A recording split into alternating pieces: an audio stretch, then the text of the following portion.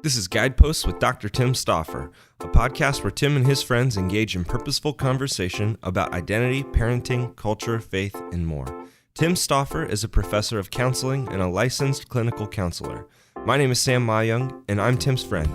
My life has been greatly enriched by my time talking to Tim and getting his thoughts on many matters that impact my life daily. After listening to this podcast, I hope you'll feel the same. Guideposts are discernment markers. They provide opportunities for direction as well as warnings of pitfalls. Go this way and be careful of that way. We hope that each episode provides some sense of direction as we navigate the challenges of daily life. Thanks so much for listening. Quick disclaimer, the content of this podcast is for educational purposes only. It is not intended to be a substitute for professional advice, diagnosis, or treatment. Always seek the advice of your licensed mental health provider. Good morning, Tim. Hey, good morning, Sam. All right, so this morning, Tim, we're going to continue our conversation from our last episode. So this is a part 2, so if you haven't listened to the first one, it's probably going to be of great benefit to you that you do. In the first one, we were talking about the 3 protests of the soul. We're starting to talk about emotions and particularly painful ones. We talked about fear, sadness, and anger. But Tim, you're convinced that our emotions are a gift of God, even including these painful ones, and that they're necessary for being able to experience life in the fullest sense, in the fullest way we were meant to. Right. I think about a negative emotion or painful emotion as a necessary element of navigating a broken world. Right. It's like we want to be able to express pain because something actually hurts. And so we know of diseases like leprosy where the loss of feeling, physical feeling, actually leads to catastrophic outcomes. If you can't feel pain and you put your hand on a hot stove and don't know it's there, you do incalculable harm. In the same way, emotionally, if we're in pain and we have no mechanism by which to feel it or which to express it, we do incalculable harm. And I think often, maybe this is just me, but I interact with someone who is just always happy all the time. I don't trust them because that doesn't map with the same experience that I do, that there is pain, there is real things that causes sadness and grief and whatever. The person who's constantly putting up this happy facade all the time, I naturally don't trust because there's something that feels fake about that because it doesn't actually seem accurate to the experience of life. Yeah, it's funny you say that. It brings back an old memory from one of my first jobs. I worked in a hardware store when I was a teenager and a young adult. And one of my colleagues had this perpetual, "Hey, how you doing? Oh, praise the Lord." It's like life is just fantastic always. It's like that was just the default. And you're right. It's like, that's not, I like your term. It's not mapping with what reality actually shows. And while we can be joyful in all circumstances, or while we can experience gratitude and joy even within the midst of suffering, we still have to be able to acknowledge the pain that we're feeling. Yeah. So today, we'd really like us to talk about how do we express emotions healthily. You have shared with me that you kind of have categorized this with, what you call 4 categories of intervention. Let's talk about that. Sure. Well, I want to think like a Venn diagram of overlapping circles. And you can think about each of these 4 dimensions. I call them 4 dimensions of human experience, or of what it means to be human. And they all overlap with each other. So they're not clear-cut distinctions, but it's helpful to see them all as their own unique category for the sake of conceptualizing what we might do. Right. And so we can think in terms of physical. And the physical category or the circle is really about our biology. It's about our our blood and our sinews and our neurons and our brains, and it's our body. And we have to attend to our body, because anxiety, as an example, often lives within the body itself. Same with depression, same with other mental health issues like bipolar or schizophrenia. It's like you have this organic brain disease that has to be treated to address symptoms. And so we always want to be paying attention to the physical aspects of life. So if someone has thyroid issues, it's like their mood will be tied directly to the function of the thyroid. So if your thyroid isn't functioning properly, you may feel very depressed, and it might have very little to do with the other dimensions of life. It's just that your body is struggling with something. And so the physical, biological is the one circle. The next one we can think about is psychology, or the psychological. Here we're talking about what I would call the mind, the will, the emotions. It's the internal processes of cognition, like how do we think about things, and it's like everything within the world of psychology fits within this circle. And so when we think about interventions or how we express emotion, we can think in terms of mind, will, emotion. How can we find healthy ways of being psychologically healthy? The third area is the relational or the social circle. It's this space of interaction within our environment. So we can think about our physical body and our psychology as uniquely ours. When we get into the social or relational circle, it's like now the us is embedded within a larger system, a larger ecology of other people, of interaction. And if we are not relationally healthy, it will produce painful emotion. And so anyone who is in any kind of friendship or relationship or marriage or family understands that the social dimension has a strong impact on our emotional experiences in life. A lot of our pain in life comes from the relational categories. And then fourthly is what I would call the spiritual dimension. And I'm not talking about just Christian. Like I know I'm a Christian. I follow Jesus in my life. But I'm talking about something bigger than just Christian faith. I'm talking about how do we understand our meaning and purpose in life? How do we make sense of the core questions of existence? The philosophical and the religious often are in this kind of space. Why does this matter?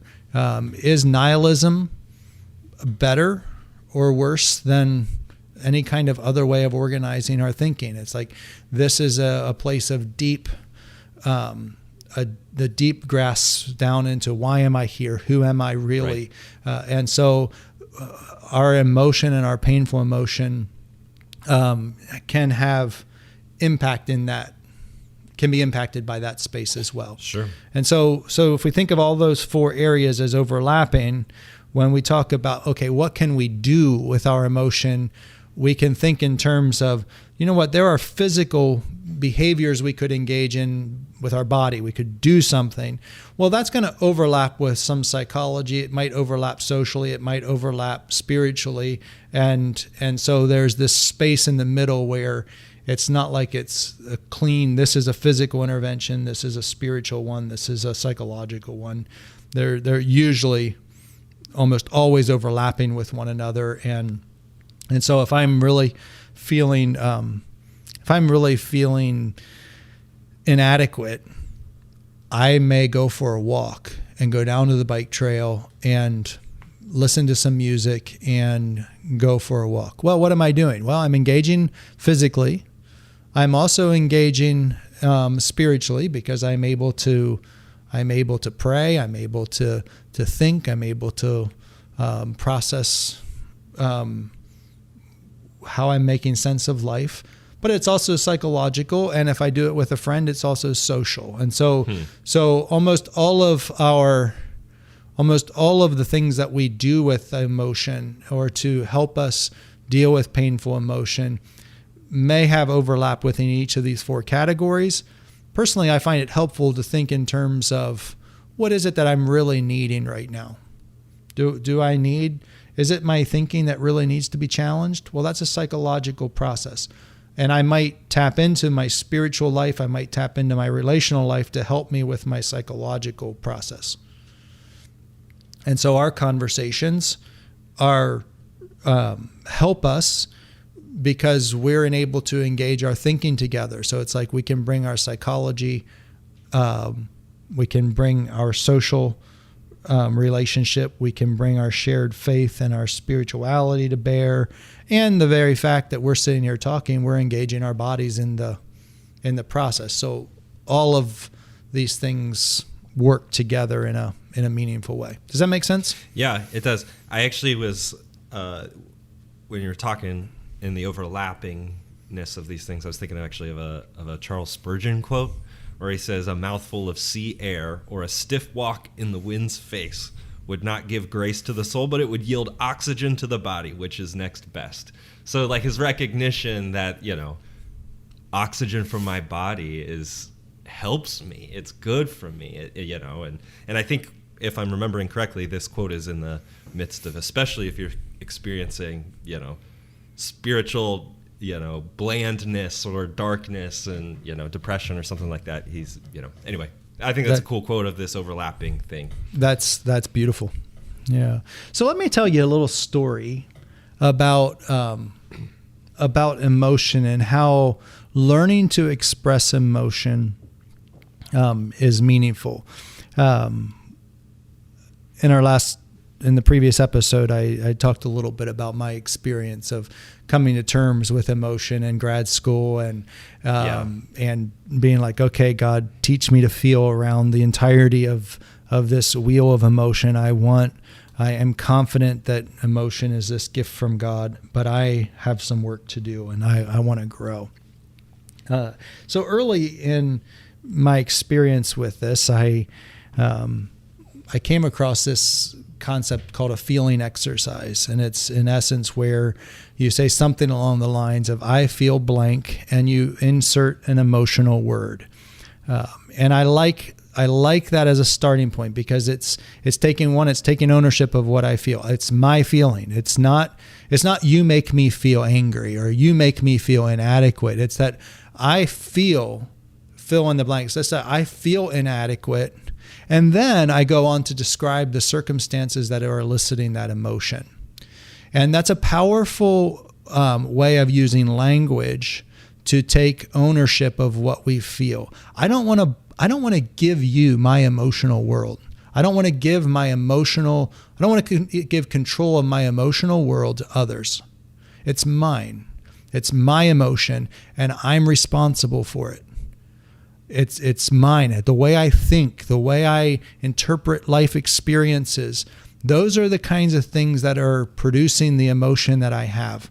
It's not that you have the power to just reach in and make me feel what I feel. Sure. And so when we use terms like I feel, we want to use that in contrast to you made me feel, or that person made me feel, or this circumstance made me feel X. It's like, no, I feel those things, but here's the context around which this feeling has emerged. And I'm going to take ownership of all of my components of that, because it's my life as a whole that's producing the emotion, not the circumstance itself. And that's why we can often have different emotional responses to similar things. Like you can think about it on the road. It's like somebody can cut you off when you're driving, and one day you just keep whistling the tune, you're listening to your radio, and you don't give a rip. It's like, yep, he's driving like an idiot, and I hope nobody dies, but I'm going to go about my day. It doesn't impact me at all. Other days, the idiot cuts me off on the road, and it's my moral and ethical responsibility to teach him a lesson. Right. It's like I have to respond, and all of a sudden I'm agitated and I'm angry and I'm accelerating, and I am becoming the very thing that I would say is ticking me off. Well, what's going on with that? It's not the circumstance. It's that the way I am interpreting things right now, whatever is going on internally, is producing the emotion that I'm feeling.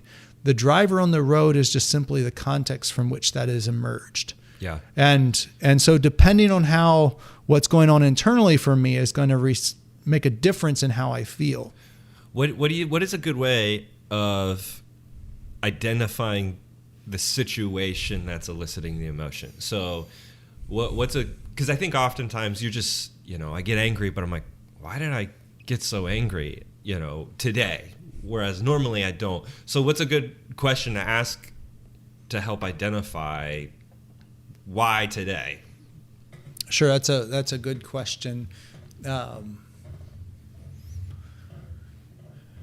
would say that in many regards, I think that just grows out of our ability to name what we feel, and our ability to name what we're feeling will unlock that understanding of the trajectory across time, like of what it is. It's like my ability to say, let me use something other than adequate. Let's just say I'm feeling discouraged.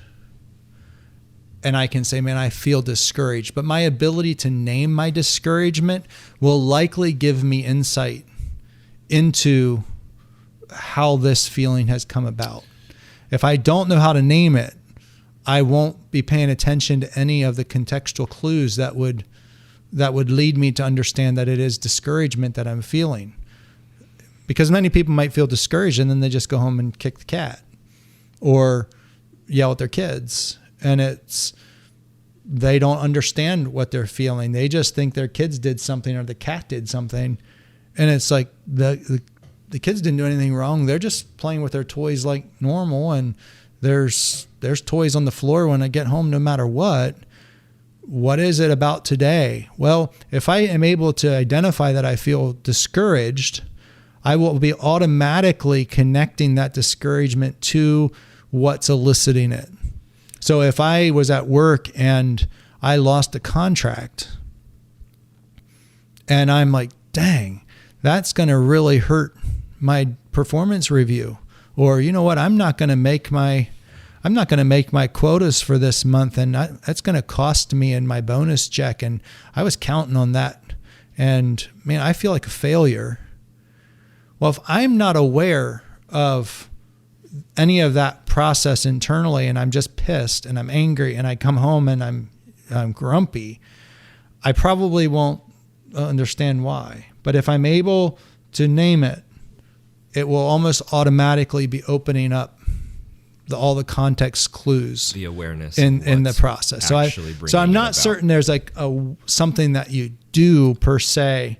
I would say the starting point is learn to name what you feel, identify it properly and identify it precisely, and find the feeling word that really gets at what it is that you're experiencing.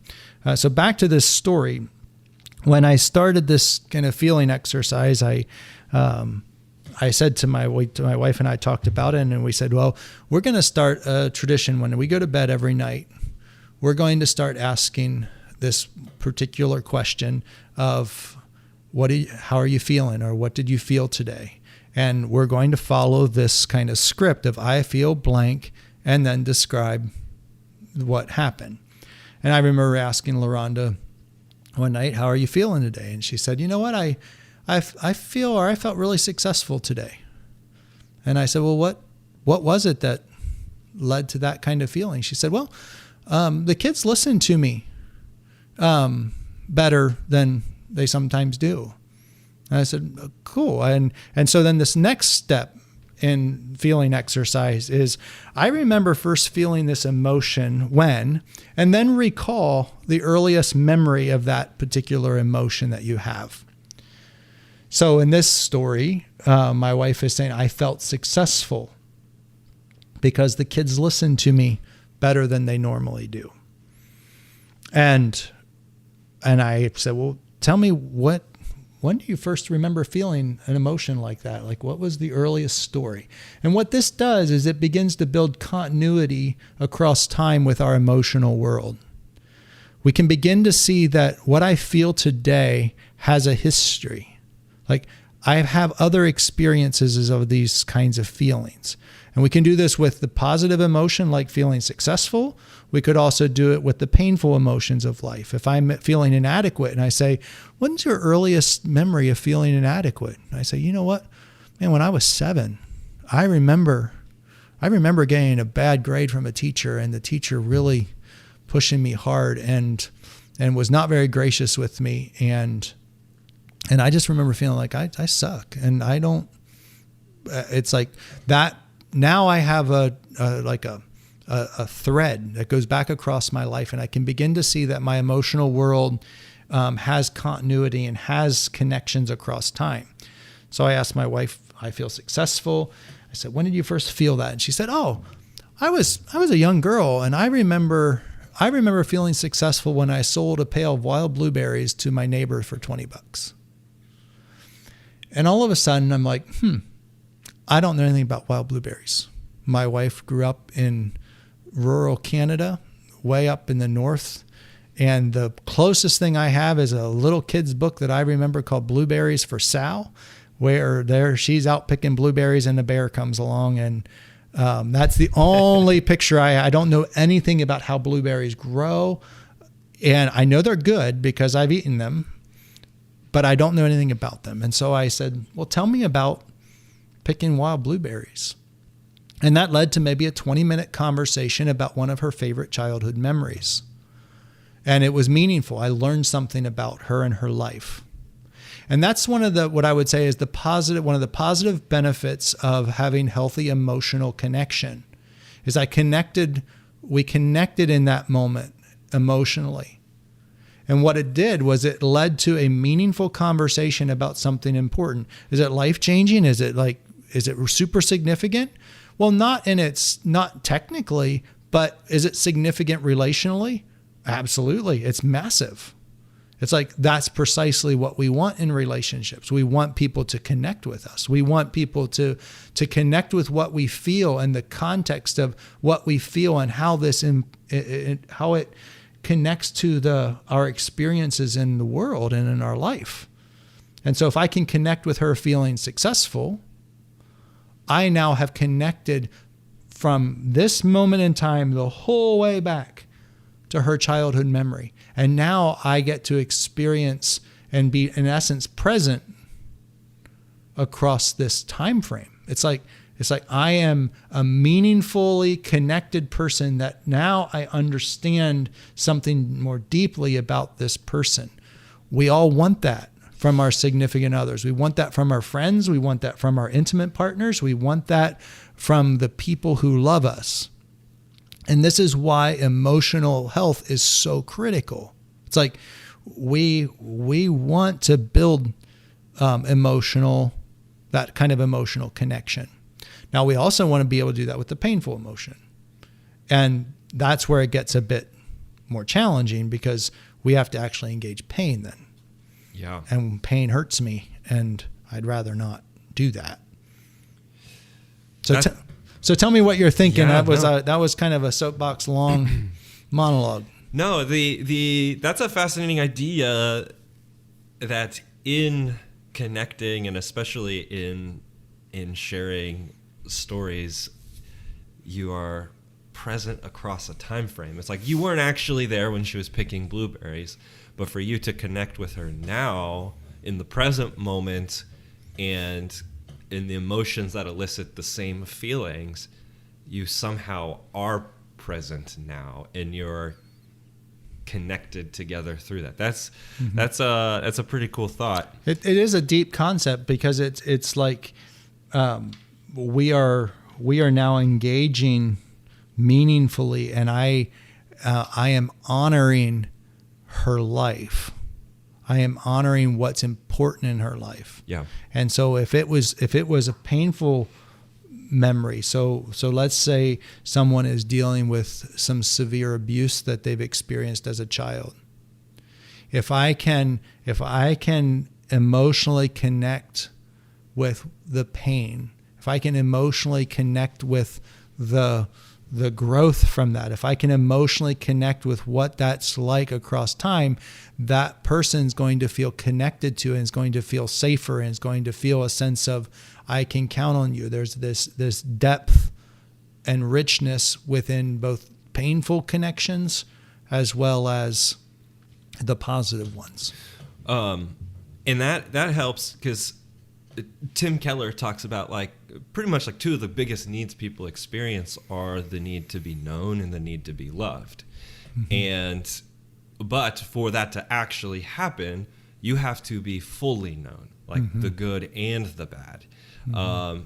And then you have to be loved and accepted in the midst of all of that. And what you're just describing right here is that process. It's I want to know all of you, mm-hmm. the positive emotions, the positive experiences, but also the negative emotions and the negative experiences. Right. And the question of when's the first time you ever experienced this, that's probably going to be a really hard one for people to think of. But I can imagine would be so fruitful, both individually and relationally, to be able to, how long had you and your wife been married before you heard that blueberry story?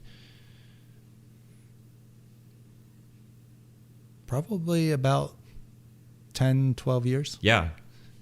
And so that's just, I don't know, significant to know that there are still many aspects of my wife that I don't know, but I can still know.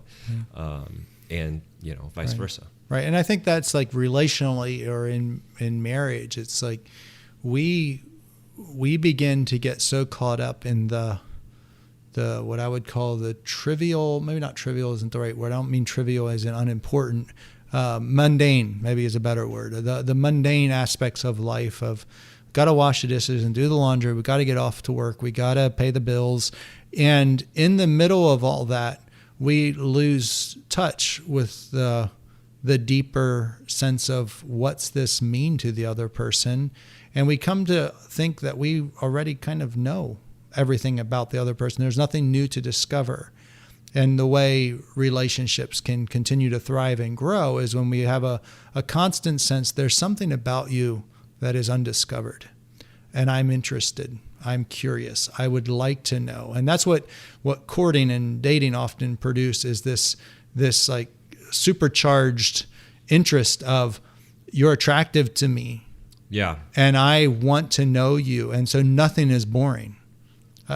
You can talk about your favorite ice cream. You can talk about what's your favorite color. I want to listen. I'm all ears. Tell me about whatever you want to talk about. Right. Just being in your presence is enough for me.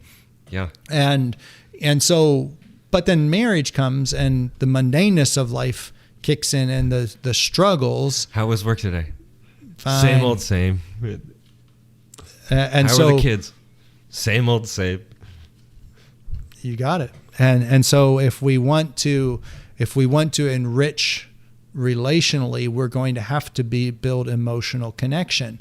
Now, we're not going to be able to keep what I would call the euphoric experiences of dating alive forever. It's attempts to do that, and you're going to be disappointed because there is a habituation that occurs within any kind of relationship where we have to come to terms with that. But the depth of meaning and meaningfulness can continue indefinitely. Sure. Where we're continually discovering something and understanding the emotional world of the other person is critical. Now, what often happens in relationships and why we sometimes truncate our emotions or we stuff them is that we actually are feeling pain from the person themselves. So it's like my wife has hurt me across our 24 years of marriage. I have hurt her. And so there are times when I might be feeling something and it's connected to a memory of, oh, this memory is you. It's like her. It's like it's not Okay. just building continuity across time. It's like it's also that, you know what, I remember being hurt by you in 2002. And this is 20 years ago. It's like, so the continuities, it's like, okay, that means there's unfinished business across time, and we need to learn the art of resolving those conflicts, having a good process for what I would call repair and forgiveness, and for a sense that I'm not going to allow the continuity across time to build in such a way that all the emotion across time comes out in every single episode of life today. And that's where many people get stuck. It's like, oh, you're today we're upset at each other because pick the parenting struggle, pick the chore, pick whatever it is that's causing the marital conflict. And it's like, oh, we're not just fighting about this thing. We're fighting about all this conflict across time. And that often that's when we hire a professional to help us untangle that. Sure. But it's critical for us to be able to express emotion and connect it back through our lives. That's great. So this exercise, so first naming the emotion you're feeling, like I feel, fill in the blank. This is where that emotion wheel becomes so helpful, especially if you are struggling to identify what that emotion is. Pull out the emotion wheel, look at it and say, okay, this is the word that I feel like I'm resonating with most accurately right now. That can help you figure out what is eliciting the emotion. Right. Being able to identify, oh, I did not get much sleep last night and I am tired. And so this is why I feel agitated today or this morning, Right. Or whatever that is. And then the other element was to ask the question, when was the first time you felt this emotion? Helping you to, so yeah.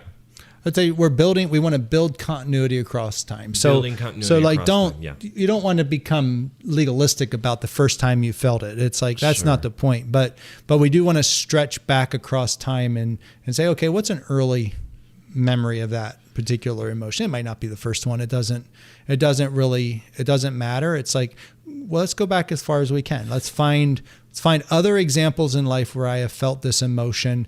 And it does not mean it has to be similar in what's eliciting it. Sure. And many people that becomes a mental block almost. In the story you used, it was selling a pail of blueberries and it was having kids listen to it. So they're not the same. Right. What is the benefit of identifying the continuity across time for that emotion? Does that just help you become more aware of your emotions? Is that what it's like? You're piecing together, oh, I have experienced this emotion, and here's the times I have, and it helps you moving forward to become more aware of what that emotion is. Is that right. It's a great question. I would put it in what I call one of the points of my compass. So when I think about what are the principles that guide me as I think about clinically helping people, one of the things that I have on my website is that, as what I call them, the points of my counseling compass, is that we must have a healthy anchor to our past and a clear vision for our future in order for our present to make sense.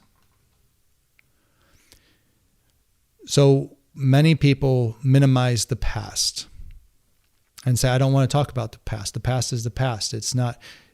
The problem with that is that if the past is unimportant, that means that relationships are worthless.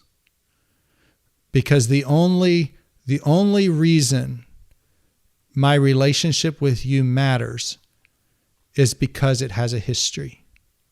And if the past is unimportant, then, and the past doesn't matter, well, then there is no such thing as meaningful relationship.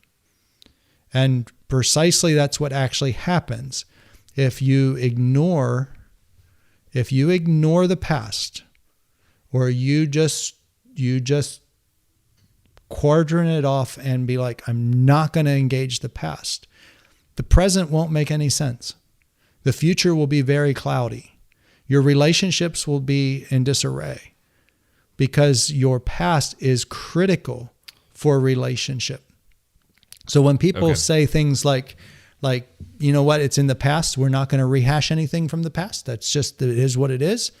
It's like, well, it just doesn't make sense because you carry all of those things with you. It's who you are. It's how you become the person you are. It's because of the experiences you've had and the relationships you have built. Like, yeah, that makes sense. And we can see it in its most, what I would say, its most painful and brutal space when you listen to a person describe their parent with dementia. It's like they just took away their past. The dementia just stole away everything. And it's like, now I have this body in front of me, this person in front of me that has no ability to connect with me, to know who I am. There's no past. And so nothing makes sense. Nothing makes sense. And now it's like, what happens to that relationship? The person that doesn't have dementia is suffering incalculably because it's like the past is what gives meaning and it's what gives a sense of orientation. And so understanding our emotional world is saying it doesn't mean that we're stuck in our past. It doesn't mean that all we're going to do is just turn around and ignore reality and ignore the present and ignore the future to just wallow in the past. Like that's its own kind of pathology of its own. It's like, that's not what I'm advocating. But the idea that we can somehow just etch a sketch away what's been done to us and what we have done and what we have felt and what we have experienced as though we can just ignore it all is a fundamental error of it. It doesn't work with real life, and it will truncate any possibility of good, healthy relationship. Does that answer the question of why having continuity across time matters? Yes, I think so. And especially, and I think especially for the painful emotions. I'm sure it's probably important for, positive ones as well. But I think especially for the painful emotions that you keep experiencing, but you're not sure why you keep experiencing, I have a sense that understanding the past and the way you have experienced that will really help you understand why you're experiencing it now. Right. Or what are the things that are bringing it about.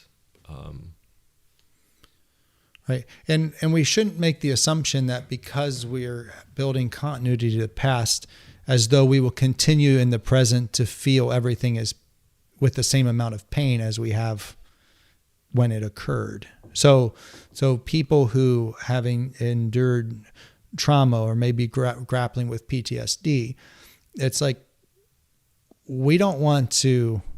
we can't ignore the trauma, and processing the trauma and doing the work is often emotionally excruciating and painful, but it brings about, it brings a corrective to the emotional space. The processing of it allows me to move from post-traumatic stress disorder to post-traumatic growth.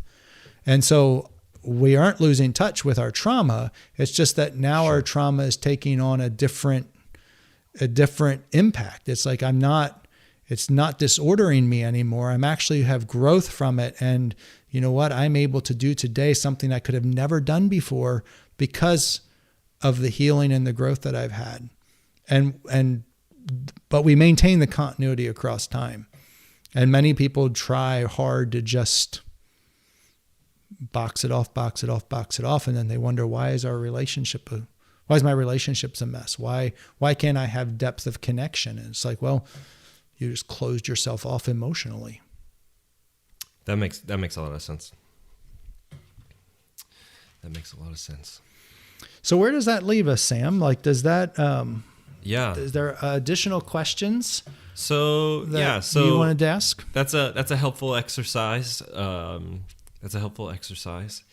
You're listing those 4 categories of intervention: physical, psychological, social, spiritual.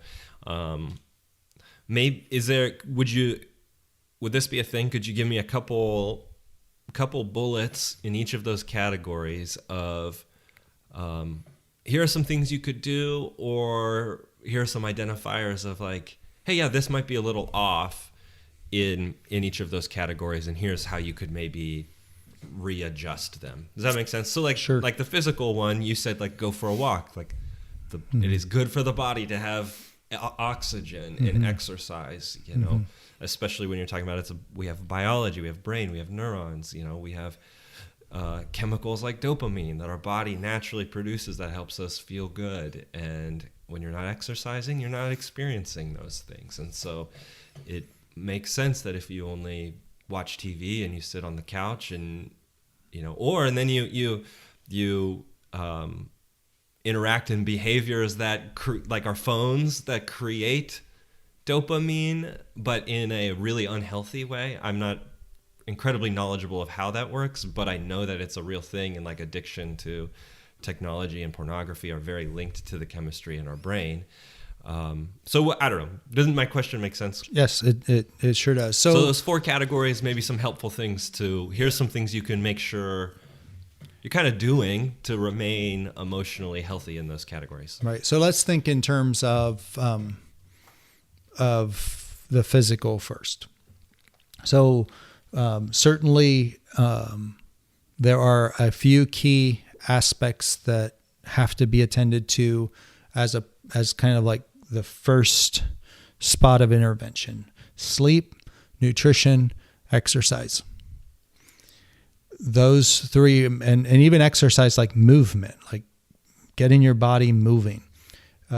So attending to our sleep is probably one of the most important aspects that we can attend to. Physical exercise, we can expand that even down to things like deep breathing, progressive muscle relaxation. So that's the sense in which you tighten up specific muscle groups in the body and then relax them. And you do that kind of as a progressive process through the body while you're deep breathing. And what that does is it brings the body down. It brings down anxiety. It brings down heart rate. It helps it increases oxygen levels. And so deep breathing along with progressive muscle work can be a really powerful way, especially of addressing anxiety. Anxiety responds positively to those kinds of interventions. And those are things that everybody ought to do almost like no matter what. It's like those are healthy behaviors that we want to engage in over time. Other physical processes are medications. So if someone is in clinical space, antidepressants and anti-anxiety medication can be an absolute game changer for people. For people with ADHD, Adderall or some similar medication for ADHD, can be an absolute game changer for people.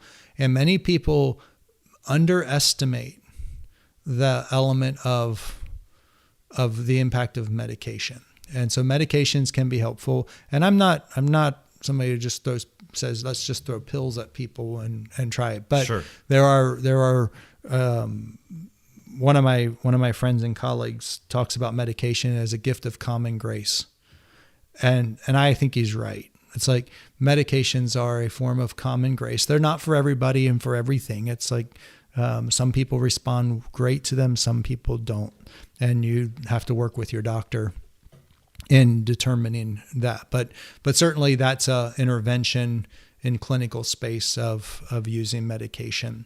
Other physical aspects would be doing something fun, like going and watching a movie that you enjoy, going for a hike, playing games with friends. It's like you're engaging in a physical, tangible activity that brings about meaning. So kind of almost anything we do includes the body at some level.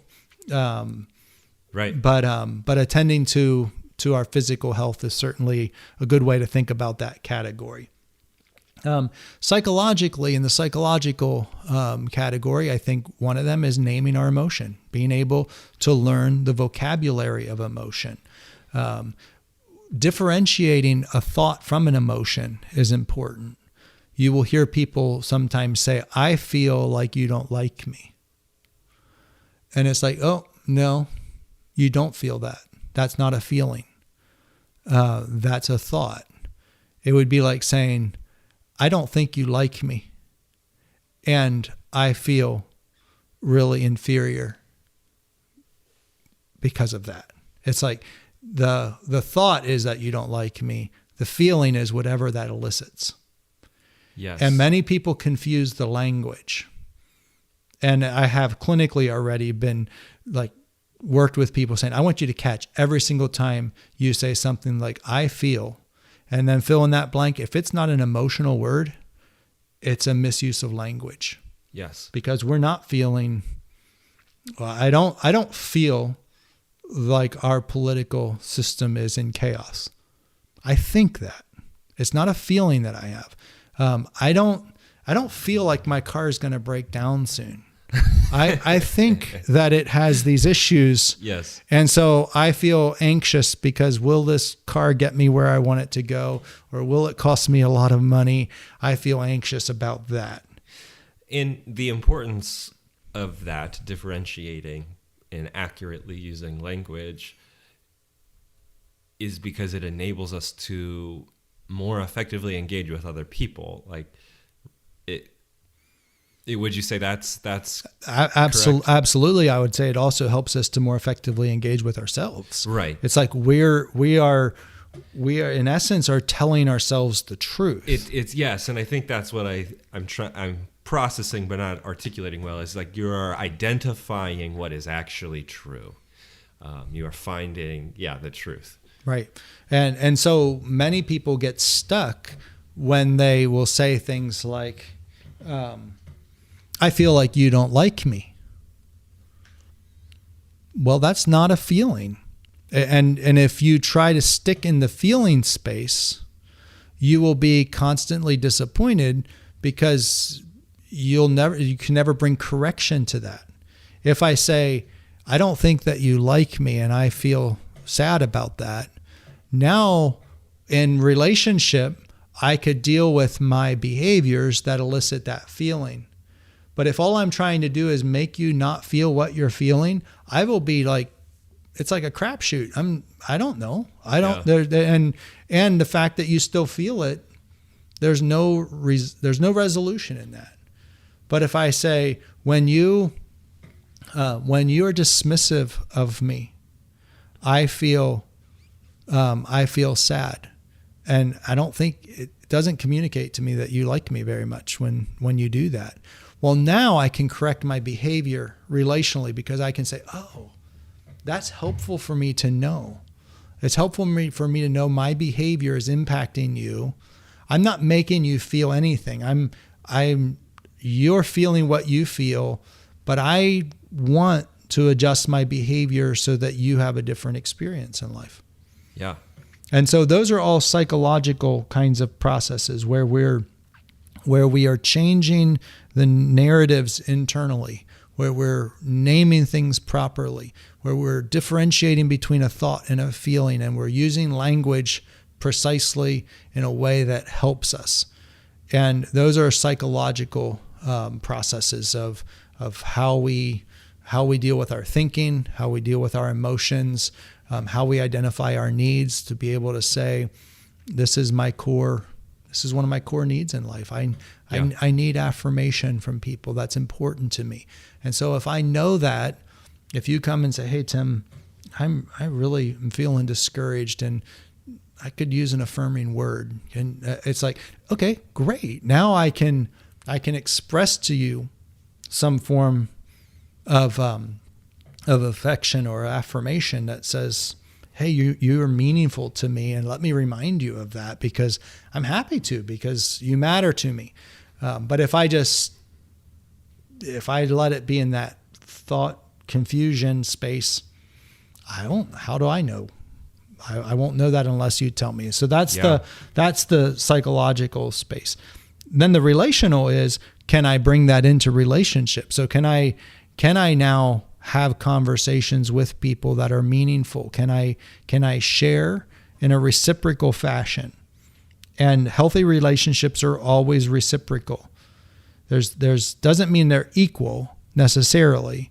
It's like, as a parent, we know that we don't have fully equal dialogue with our children. We don't expect our toddler to give and reciprocate to the same degree that we would anticipate our spouse doing. Sure. And so we're always paying attention to the developmental processes with children, but relationally with friends, it's like if I am the only person that's initiating contact, always, it's like if we're going to get together or connect, it's going to be me initiating it.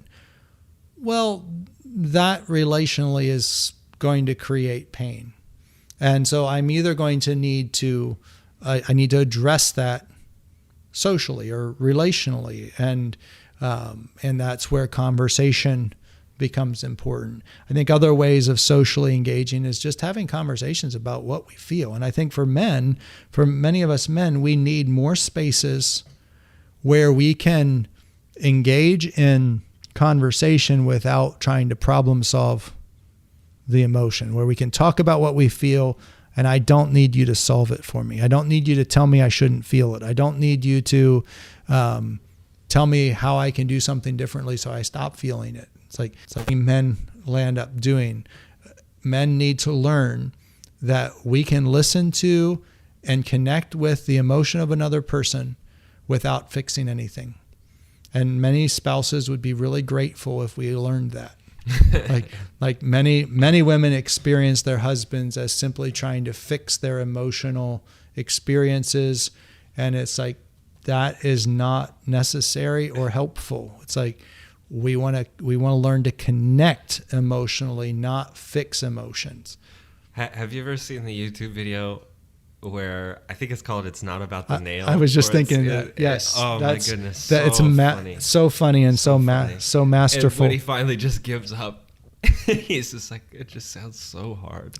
If you haven't seen the YouTube video, you gotta go watch it. It's only a couple minutes. It is fantastic. When that first came out, I remember using that in my clinical space often, of sharing it with people, because it's so funny and it's so dead on with the way many people experience connecting emotionally. And so for us men, we have a responsibility relationally to do work that might not be what we prefer. Like if we want to have emotionally healthy relationships and be connected, we're going to have to learn to do something differently with how we connect with our significant other.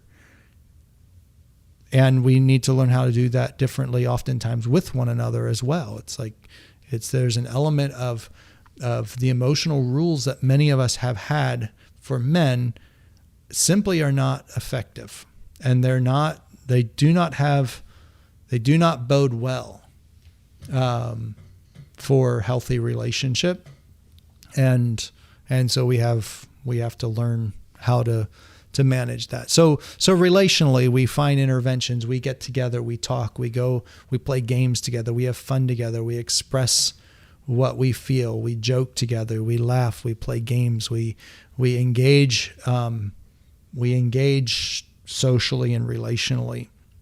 And then spiritually, we really need to dig deep in how we understand the governing philosophy of our life. Like, how do we make sense meaning and purpose? What is the authority structure in our life that gives us a sense of direction and guidance? And we all need an authority. We need someone to tell us who we are and where we're headed. And we need a governing kind of process. It's like and this will actually be a topic for a future podcast, but we don't have the ability to just create our own identity out of nothingness.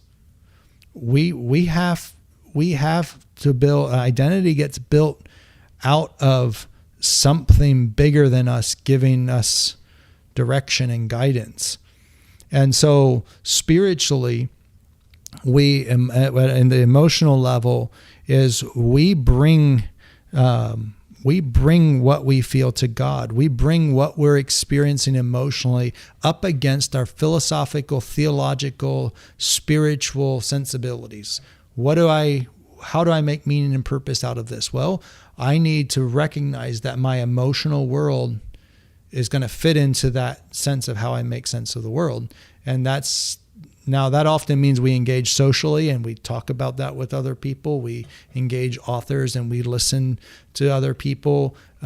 We read the scriptures. We do all sorts of things whereby we bring to bear our philosophical, theological understandings of those deep questions to bear on our life experience rather than the other way around. Rather than our life experiences, life isn't going exactly the way I want. Well, therefore, that means my presuppositions are faulty. Well, they might be. We might need to evaluate that from time to time. But as a general rule, we bring what we feel into a wrestling match with those deeper philosophies. We see that in the book of Psalms all the time. It's like David is constantly wrestling with God. We see it with Jacob at the ladder. It's like Jacob's wrestling with God. It's we're bringing these fundamental deep feeling and deep experiences into a spiritual relationship, into this place where there's a wrestling match. And that's an important dimension of healthy emotion. Great. That's very, very good. Very helpful. All right. Well, I think that's probably enough for today. That was a deep dig. I think so too. Awesome. Great. Thanks, all right. Tim. Have a great day. You too. We hope you enjoyed this week's episode of Guideposts with Dr. Tim Stauffer. If you're finding this podcast beneficial, please share it with a friend or leave us a review. Also, make sure to check out the show notes where you can find links to resources as well as an email address. We want to hear from you. Send us your questions, feedback, and topic ideas for future episodes. Thanks for listening.